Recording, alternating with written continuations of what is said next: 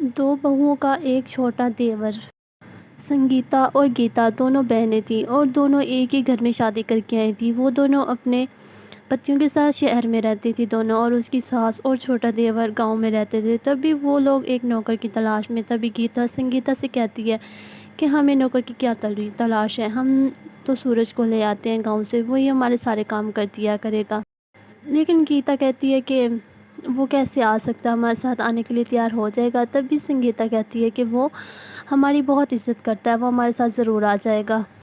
گیتا اور سنگیتا اپنے پتیوں کے ساتھ گاؤں چلے جاتے ہیں۔ تبھی ان کی ماں انہیں دیکھ کے بہت خوش ہو جاتی ہے اور کہتی ہے، ارے بیٹا، تم لوگوں کو دیکھ کے تو میری خوشی کا کوئی ٹھکانہ ہی نہیں رہا۔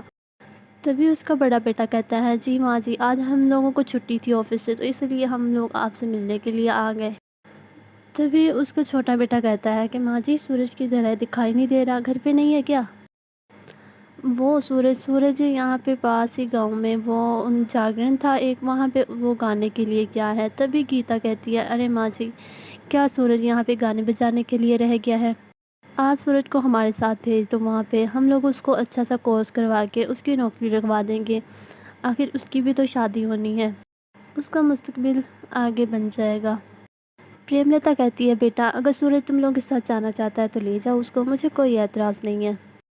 پریم لتا کا بڑا بیٹا کہتا ہے، ہاں ماں جی، آپ سورج کو ہمارے ساتھ بھیج دو، ہم اس کو بہت اچھا پڑھائیں گے لکھائیں گے وہاں پہ۔ تبھی سورج اپنے گھر آ جاتا ہے۔ وہ اپنے بھائیوں اور بھابھیوں کو دیکھ کے بہت خوش ہوتا ہے، اور گیتا سورج سے کہتی ہے، ارے سورج، کیسے ہو، ٹھیک ہو تم؟ تبھی سورج کہتا ہے، جی بھابھی، میں ٹھیک ہوں۔ تبھی گیتا کہتی ہے، سورج، ہم تمہیں لینے کے لیے آئے ہیں، تم اپنا سامان پیک کر لو اور ہمارے ساتھ چلو، ہم تمہیں وہاں پہ بہت اچھا سا کورس کروائیں گے اور تمہاری اچھی سی نوکری لگوا دیں گے، تم کیا یہاں پہ چھوٹے موٹے گیت کے پیچھے بھاگتے رہتے ہو؟ اور اسی دن ہی شام کو سب سورج کو لے کے اپنے گھر واپس چلے جاتے ہیں۔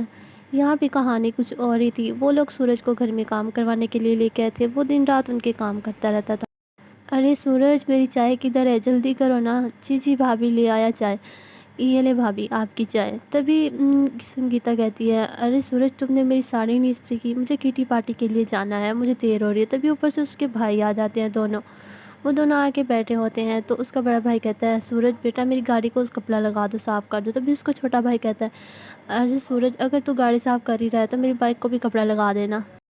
جی بھائی، میں ابھی کر دیتا ہوں۔ تبھی سورج ان کے کاموں میں لگا ہوتا ہے، اور ادھر سے اس کی ماں سنگیتا کو فون کرتی ہے اور اس سے بات کرتی ہے اور کہتی ہے، بیٹا، میری سورج سے بات کروا دو، اتنے دن ہو گئے ہیں، اب سے بات ہی نہیں ہو رہا، مجھے اس کی بہت یاد آ رہی ہے۔ تبھی سنگیتا کہتی ہے، ارے ماں جی، وہ گھر میں بیٹھے بور ہو رہا تھا تو وہ اپنے بھائیوں کے ساتھ مارکیٹ گیا، جیسے ہی آتا ہے تو میں آپ کی بات اس سے کرواتی ہوں۔ اب پریم لتا سنگیتا کی بات سن کے خاموش ہو جاتی ہے، کیونکہ وہ کہیں نہ کہیں محسوس کر رہی ہوتی ہے کہ وہ لوگ جھوٹ بول رہی ہیں۔ تبھی کچھ دنوں کے بعد نیتا جی ان کے گھر میں جاگرن کا انویٹیشن دینے کے لیے آئے ہوتے ہیں۔ تبھی سورج بھی وہاں کھڑا ہوتا ہے، اور ان کے نیتا جی ان سورج سے کہتے ہیں، ارے بیٹا سورج، تم بھی اپنے بھائیوں کے ساتھ ضرور ہونا، تمہیں میں الگ سے انوائٹ کر کے جا رہا ہوں۔ تبھی وہ ان کو نیوتا دے کے وہاں سے چلا جاتا ہے اور کہتا ہے، میں نے اور جگہوں پہ بھی جانا ہے۔ تبھی گیتا کا پتی اس کو کہتا ہے، ارے گیتا، سورج بھی ہمارے ساتھ چلے گا، نیتا جی نے اسے خود بلوایا، اب ہمیں اسے لے کے ہی جانا پڑے گا۔ تبھی گیتا کہتی ہے، ہاں، یہ ہماری ناک کٹوائے گا وہاں پہ جا کے۔ تبھی اس کا چھوٹا بھائی اس کو سمجھا رہا ہوتا ہے کہ تم نے وہاں پہ کسی سے فضول بات نہیں کرنی، یہاں شہروں میں کوئی کسی سے زیادہ بات نہیں کرتا، اور اپنے کام سے کام رکھنا۔ تبھی اوپر سے سنگیتا آ جاتی ہے اپنی چپل لے کے، اور آگے سورج سے کہتی ہے، ارے سورج، دیکھو نا، میری چپل ٹوٹ گئی، یہاں پاس میں ہی موچی ہے، جاؤ میری چپل بنوا کے لا دو۔ تبھی سورج اپنی بھابھی کی چپل بنوانے کے لیے چلا جاتا ہے۔ اس کی زندگی تو کچھ اور ہی بن کے رہ گئی تھی۔ وہ اگلے دن جا کے سب جاگرن پہ پہنچے۔ تبھی سورج کی بھابھی کہتی ہے کہ یہ ہماری ضرور ناک کٹوائے گا، سورج، ہم تمہیں پھر سے کہہ رہے ہیں، تم اپنے کام سے کام رکھنا اور کسی سے کوئی بات کرنے کی ضرورت نہیں ہے۔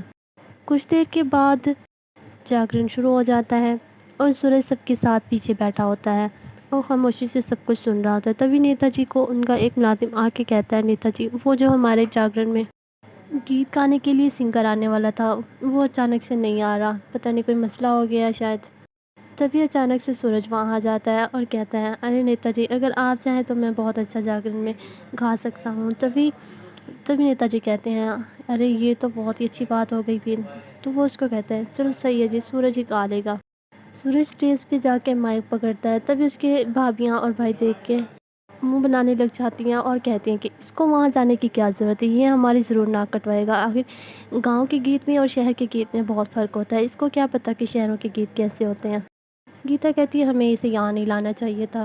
تبھی سورج گانا شروع کر دیتا ہے اور وہ بہت اچھا گا رہا ہوتا ہے، اور جیسے ہی وہ گاتا ہے وہاں پہ نیتا جی کی بیٹی روشنی بھی آئی ہوتی ہے، جو کہ سورج کی آواز کو بہت غور سے سن رہی ہوتی ہے اور اسے اس کی آواز بہت پسند آتی ہے۔ سورج رات بھر وہیں رہ کے گیت گاتا رہتا ہے اور اس کے بھائی اور بھابھی اپنے گھر کو چلے جاتے ہیں اور سورج وہیں رہتا ہے۔ سب لوگوں کو سورج کی آواز بہت پسند آتی ہے۔ تب بھی نیتا جی اور روشنی اسٹیج پہ آتے ہیں اور سورج سے کہتے ہیں ارے سورج تمہاری آواز تو بہت اچھی ہے۔ تبھی روشنی کہتی ہے ہاں سورج تم تو بہت آ سکتے ہو، تمہاری آواز واقعی بہت اچھی ہے، مجھے تو تمہاری آواز بہت اچھی لگی ہے۔ تبھی نیتا جی سورج سے کہتے ہیں ارے بیٹا سورج، اگر آج تم نہ ہوتے تو شاید ہمارا یہ جاگرن ٹھیک سے نہ ہو پاتا۔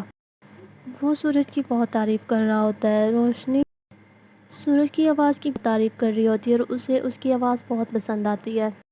تبھی جب اگلے دن سورج اپنے گھر جاتا ہے تو اس کی دونوں بھابیاں اس پہ غصہ کر رہی ہوتی ہیں اور کہتی ہیں کہ سورج تمہیں یہ سب کچھ کرنے کی کیا ضرورت تھی، ہم تمہیں اس لیے نہیں یہاں لائے تھے اور تمہیں کیا ضرورت ہے نیتا جی کے سامنے جانے کی۔ تبھی اوپر سے پریملتا آ جاتی ہے اور کہتی ہے بس کر دو تم دونوں، میرے بیٹے کو کب سے تم لوگوں نے ملازم بنا کے رکھا، اب میں اپنے بیٹے کو یہاں پہ ایک منٹ بھی نہیں رہنے دوں گی، چلو سورج چلتے ہیں ہم یہاں سے۔